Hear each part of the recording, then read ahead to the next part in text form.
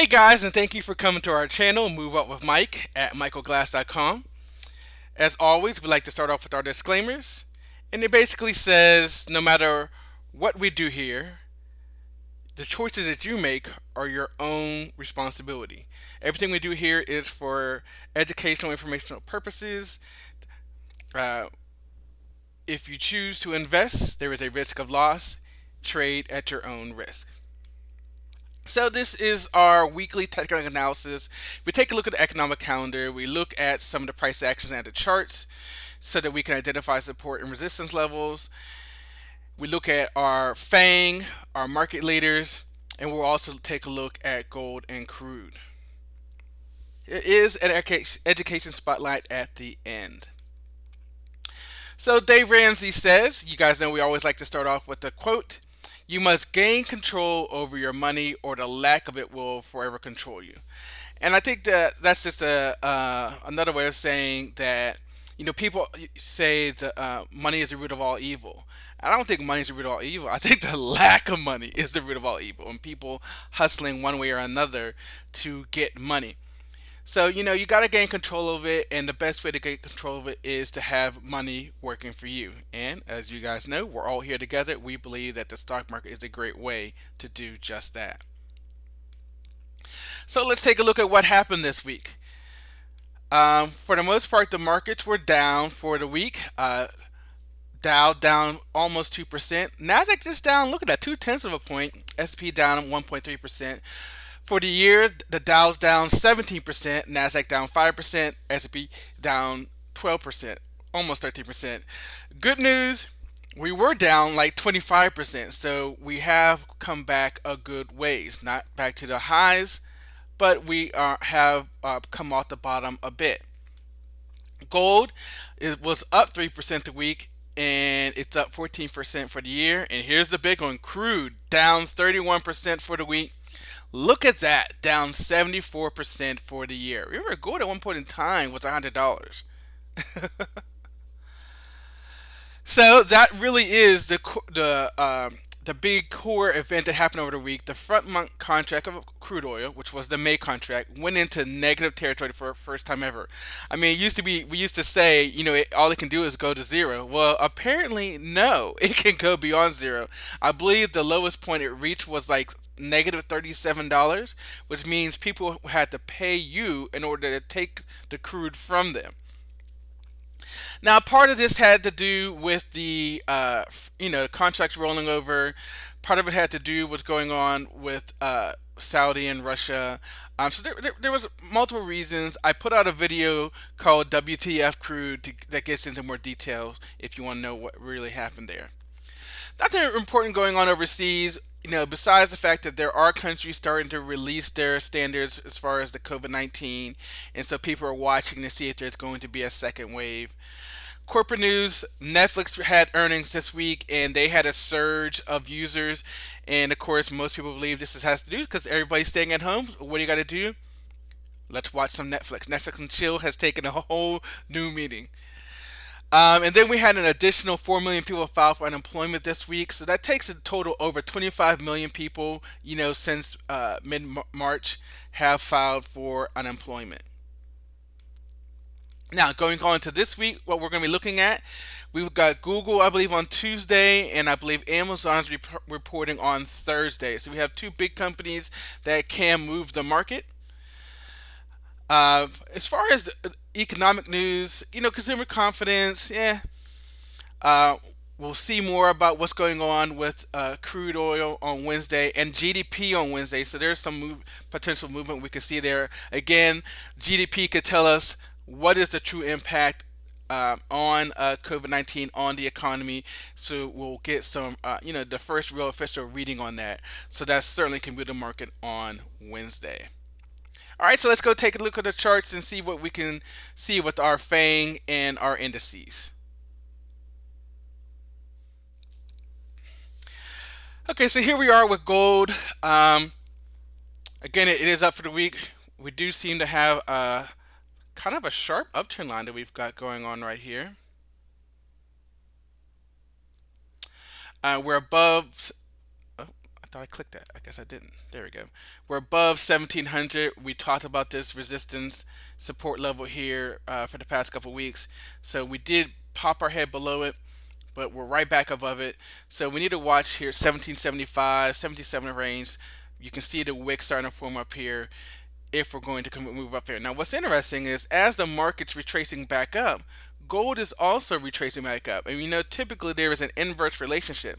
So, um, if gold gets back below 1700, gets back below this uptrend line, we could see it go back down for those people who are optimistic about the market's return to the highs. Now, let's go over to the other big one, crude. And what I'll do is I'll go with the front month. We'll see if this one is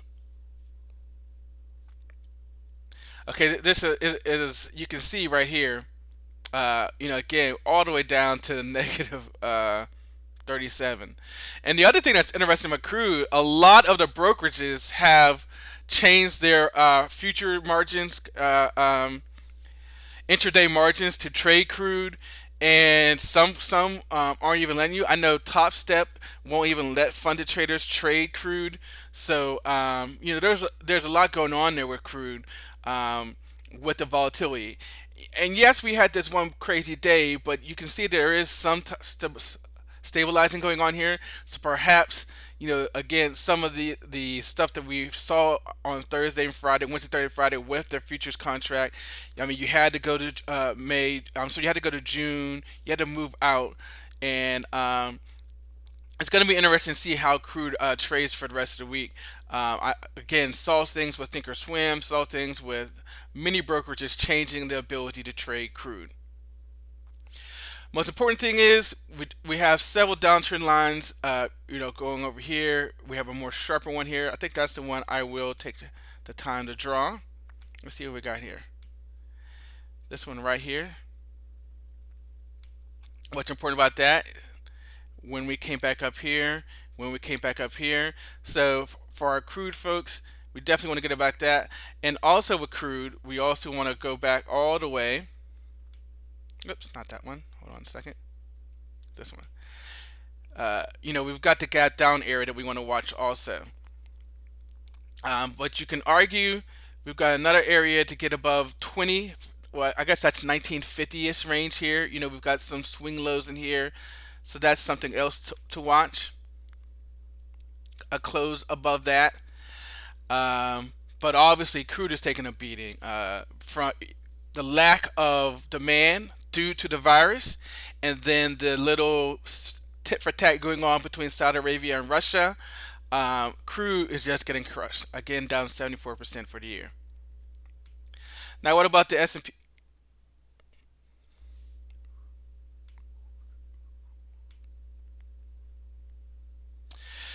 So you can see we just kind of cycle for the week. We're staying below though this 22.9 level. You can see the swing low that it kind of correlates here. So we're not closing above it, which would allow us to go up and test the next level. So right now you can say because we did have this little pop up here, but we're really right back down. So we don't really truly have acceptance to say that we're going back up. You can see 2700 has a little bit to some wicks here to watch also. So we want to stay above 2700 for our bulls. You can argue that there's an uptrend line just like we saw with gold, which again is always interesting because they're usually inverse. So, again, that's what we're watching right now. There we go. Definitely have a wedge. Are we going to pop up? Or are we going to pop lower? Maybe we have, stimulus 4.0 coming. That's probably going to be more involved with infrastructure. As states are opening, I don't see the Congress sending us more money because states are opening and they're going to say go ahead back to work. But I don't know which way we're going to go. Nobody does. But if I were to guess, you can see we have a nice uptrend line, and if the more money is sent to businesses, again, we had 3.5 PPP for small businesses. And again, these earnings can really push the market one way or the other based upon what they say. And remember, we also had GDP this week. So let's go to our FANG, Facebook.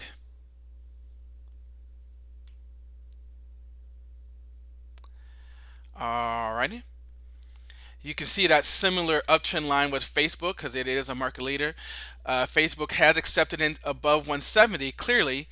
We've got another gap here around 200, just above 200, 202-ish range. So that's something to watch as we continue to move higher. You can see definitely why did we close right here. Let me switch this over to a horizontal line. And you look at all this going on right here. So it kind of makes sense. This is where we stop. So we got at 190 to 170. We got a range. We definitely accepted above 170. Are we going to come back down? Are we going to get back into above 190 and then go test this gap down and even the top of the gap? That's the next thing I would be watching for Facebook. Apple.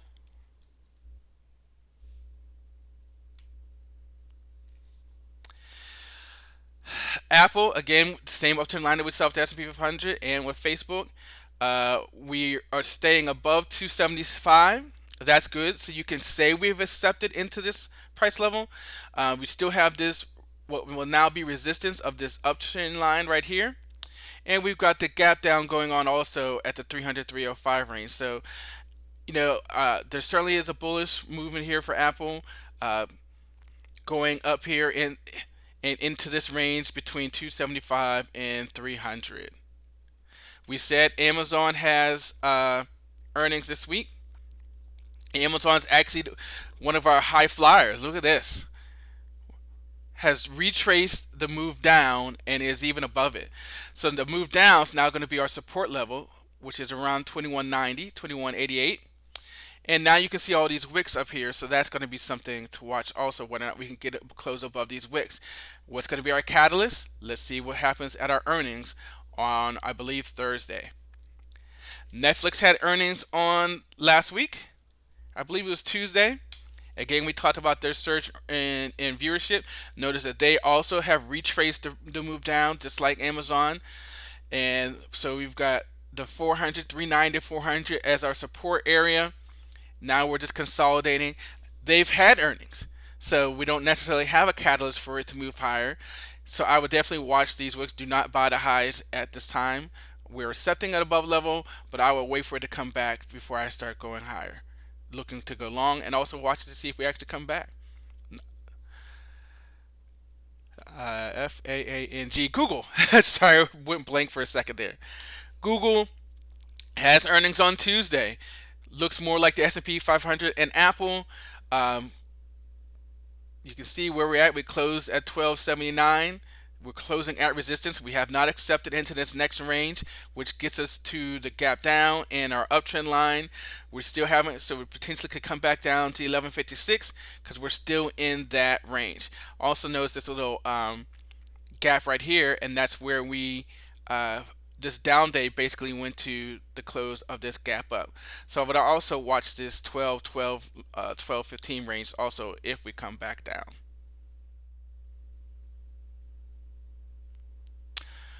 Alrighty, guys, it's now time for our education spotlight, and we're going to talk about some key ingredients to a trading plan. The most important ingredient to any trading plan is discipline. I mean, yes, you gotta define your how you evaluate the market and how you're going to engage and enter the market, but you still have to have the discipline. I always tell people trading is not hard. What is hard is having the emotional stability and to trade the plan. Uh, Anybody can do a move average crossover if you're in the indicators or some type of imbalance with order flow or whatever it is that gets you into the market. Anybody can identify whatever that is, but do you have the discipline to sit and be patient for that? I think that's the hard part because people want to be in, they want to get in, they want to get in. It's like a drug. Discipline is the most important part to any trading plan. The second part is, and again, this is why I'm saying it's second because anybody can come up with how to get in the market. but can you stay disciplined to do that? So the next part is how you're evaluating. Are you going to be a scalper? Are you going to be a swing trader? All of that is important. So how you evaluate the market is the second part, and how you define that entry. What you have to do is come up with your edge. What is it that you're good at and that you can do repetitive over and over again? And again, that's that discipline. Don't alter. You can change upon market or environments, but you have to define your edge, what you're good at, and how you trade. And what people don't realize is risk management. Again, go on YouTube. There's thousands of trading setups. Go on Google. There's thousands of trading setups, and a lot of them are good. A lot of them are bad. But what tends to make them bad is that you're trying to follow someone else trade the way they trade, and you're not comfortable with that, so you can't trade that because you don't take the stop that they have. I was in the trading room years ago, and the guy was successful, made a lot of money every day, but I couldn't make money trading the way he traded because he had huge stops, and I never was comfortable with that. Even though I could visually see he was making money, I just was never comfortable with taking the stops that he was taking. So again, that doesn't mean he's a bad trader. It doesn't mean that I'm a bad trader. It just means that I have to be me and he has to be him and you have to be you. So discipline. How are you evaluating the market and how are you handling your risk? So we would love to work with you, michaelglass.com coaching, and we will help you come up with that trading plan. As you guys know, we're getting ready to do a free trading room where we're going to try to help people pass their combine. So michaelglass.com gauntlet, sign up for your gauntlet, free money. And what's good about this is that with all these brokerages changing margins with their accounts for retail traders, if you get a funded account, they handle all of this margin issues. And if you're looking for self-paced education, you don't want to get coaching, you want to kind of go at your own pace, great resource, michaelglass.com/education. Over 1,000 hours of trading videos. The group is called Trading Resource Group. I'm recommending them. Think about that. Here I am, a coach trying to help people. But if you're looking for videos, training on your own, a great community, Trading Resource Group is a way to do that. And this is the way to do it. michaelglass.com/education. Got a great system for you. So, Mike, move up with Mike on most social media platforms. On Facebook, we're Learn the Truth About Money. Thanks, guys, and I'll see you next time.